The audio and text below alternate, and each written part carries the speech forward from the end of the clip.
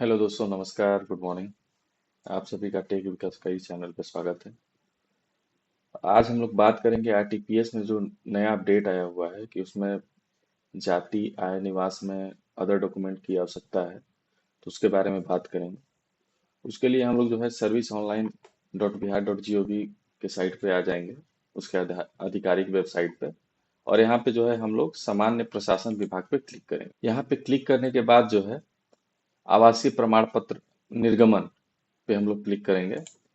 और यहाँ पे हम लोग देखेंगे कि अपडेट क्या आया हुआ है आवास प्रमाण पत्र के निर्गमन का।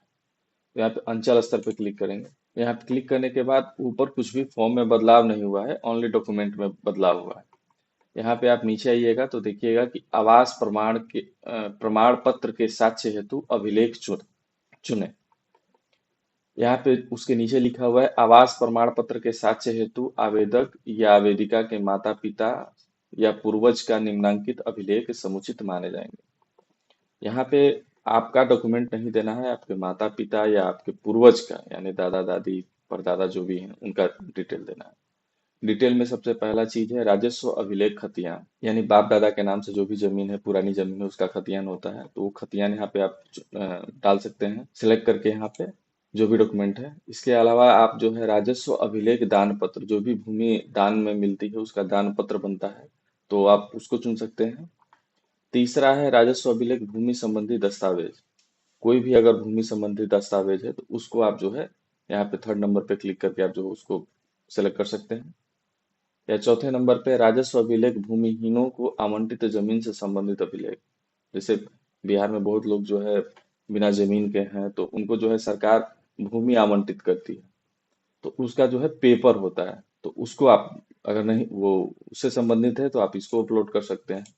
या अन्य कोई राजस्व अभिलेख है तो उसको कर सकते हैं। या राशन कार्ड है तो आप राशन कार्ड यहाँ पे सेलेक्ट कर आगे बढ़ सकते हैं। या माता पिता या परदादा जो भी हैं उनका पहचान पत्र जो है आप चुन सकते हैं।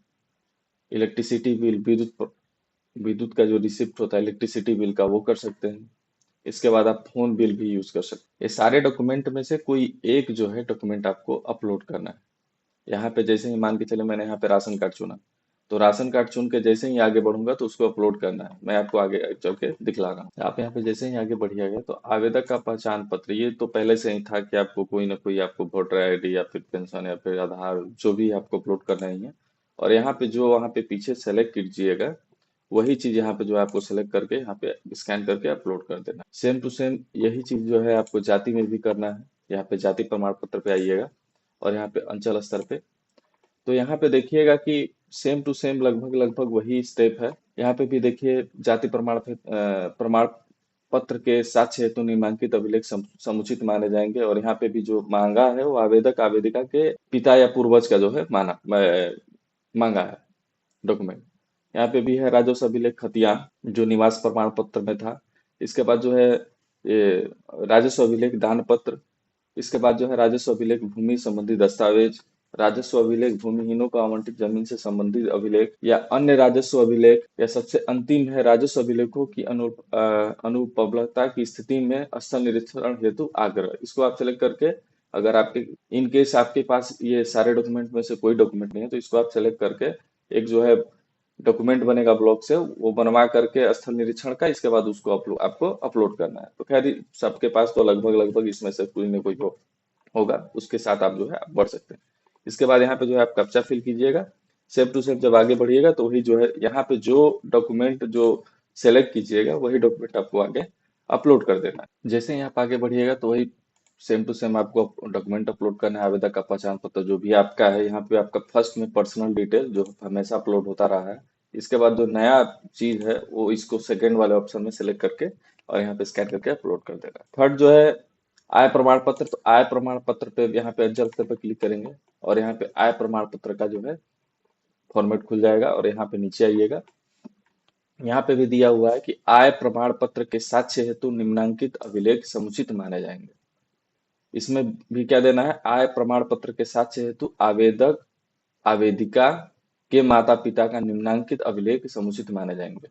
अगर आपके पिता जो हैं गवर्नमेंट जॉब में हैं तो, या प्राइवेट जॉब में है, मतलब जैसे भी हैं, उनका वेतन का जो स्लिप होता है सैलरी स्लिप, उसको यहाँ पे फर्स्ट वाले सेक्शन पे अपलोड कर सकते हैं सिलेक्ट करके, या फिर पेंशन पर्ची, या फिर आपके माता पिता या फिर पूर्वज कोई पहले से जो है जॉब पे रहे हो तो उनको पेंशन मिलता हो तो उसका आप अपलोड कर सकते हैं, या आपके माता पिता इनकम टैक्स पेई हैं, आयकर रिटर्न फाइल करते हैं प्रत्येक साल, तो उसको भी आप यहाँ से कर सकते हैं। या इसके बाद अगर आपके पास कोई डॉक्यूमेंट नहीं है उससे रिलेटेड, तो अनन्य अभिलेख जो है एक डॉक्यूमेंट है, इसके थ्रू आप जो है क्लिक करके आगे अपलोड करके बना सकते। तो इसमें बाकी फॉर्मेट में जो है कोई चेंजेस नहीं हुआ है, सिर्फ जो है डॉक्यूमेंट में चेंजेस हुआ है, जो कि बहुत पहले हो जाना चाहिए था। क्योंकि बहुत लोग गलत तरीके से आधार को बहुत मतलब तरह तरह के तरीकों लगा करके जो है यूज करके जाति निवास आय प्रमाण पत्र बना करके जो है आप बिहार का आरक्षण लेकर के तरह तरह का काम किए। सरकार को ये बहुत पहले ही कर देना चाहिए था, लेकिन कोई बात नहीं, देर से है दुरुस्त है। अब जो है बेहतर तरीके से जो है पोर्टल अब सही हो गया है, और जहां तक उम्मीद है कि जितने भी बाहरी लोग हैं वो लोग अब जाति निवास आय प्रमाण पत्र नहीं बनवा पाएंगे, तो ये ज्यादा बेटर हो गया। बाकी जो डॉक्यूमेंट है creamy layer non creamy layer, वो उसमें कुछ अपडेट नहीं है, सेम टू सेम ही प्रक्रिया है, उसमें कुछ भी नहीं अपडेट है, क्योंकि पहले से ही ये फॉर्मेट वगैरह रहा है। और ये जो संलग्न अटैचमेंट वाली जो सेक्शन है, इसमें पहले से ही शपथ पत्र पहले से ही अपलोड होता रहा है। आवास प्रमाण पत्र चाहिए ही होता है, इसके बाद जाति प्रमाण पत्र भी चाहिए होता है, और आय प्रमाण पत्र भी। अगर आप जो है ये बिहार सरकार की सीलिंग कानूनगो के अंतर्गत आते हैं, तो आप सिंचित जमीन का जो है प्रतिशत इस पे चेक करके और आप भर सकते हैं। और इसमें पहले से जो आपके माता पिता अगर जॉब में है तो उसका जो है आपको भर देना है डिटेल, या फिर व्यवसाय से आया, मतलब जो पहले से रहा है वही चीज आपको करना है। बाकी इसमें कुछ अपडेट नहीं है, सिर्फ जाति निवास आय ये तीनों में अपडेट है, बाकी कहीं अपडेट नहीं है। इसमें आप देख भी सकते हैं, ये केंद्र सरकार का जो है एनसीएल है, इसमें भी कहीं अपडेट नहीं है। वही सेम टू सेम डिटेल है कि शपथ पत्र आपको डिक्लेरेशन अपलोड करना है, और इसके बाद निवास प्रमाण पत्र, जाति और आय। इसके बाद अगर हम लोग ईडब्ल्यूएस की अगर बात करें, तो इसमें भी आपको कोई अपडेट नहीं है। इसमें बस यही चुनने के लिए आता है क ख कि क में है कि केंद्र हेतु अधिसूचित अन्य पिछड़ा वर्ग ओबीसी एवं बिहार सरकार हेतु अनुसूचित अधिसूचित अनुसूचित जाति अनुसूचित जनजाति पिछड़ा तथा अत्यंत पिछड़ा वर्ग की सूची बद्ध नहीं है।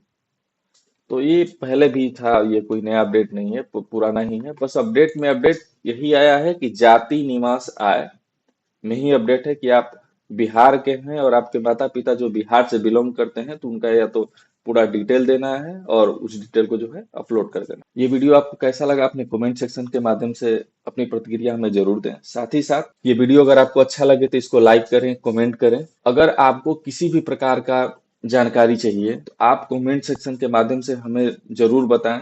यथासंभव मैं कोशिश करूंगा कि आपको पूरी की पूरी जानकारी दूं। और किसी भी प्रकार की जानकारी है तो आप कमेंट सेक्शन का यूज करके हमसे जानकारी ले सकते हैं। हमें जितनी जानकारी होगी हम आपको उपलब्ध कराएंगे। और इसी प्रकार का इंफॉर्मेटिव वीडियो देखने के लिए हमारे चैनल को लाइक करें, सब्सक्राइब करें, कमेंट करें। अगर आप पहली बार विजिट किए हैं हमारा चैनल तो सब्सक्राइब करना न भूलें, क्योंकि नोटिफिकेशन सबसे पहले आपको मिलेगा। और ये सारी जानकारी अपने दोस्तों के साथ साझा करना न भूलें, क्योंकि कोई ना कोई जाति निवास आय सबकी आवश्यकता ही है, तो कोई गलती न करे। इस चीज से बचने के लिए अपने दोस्तों के साथ जरूर इसको साझा करें, शेयर करें। धन्यवाद। Have a nice day. जय हिंद।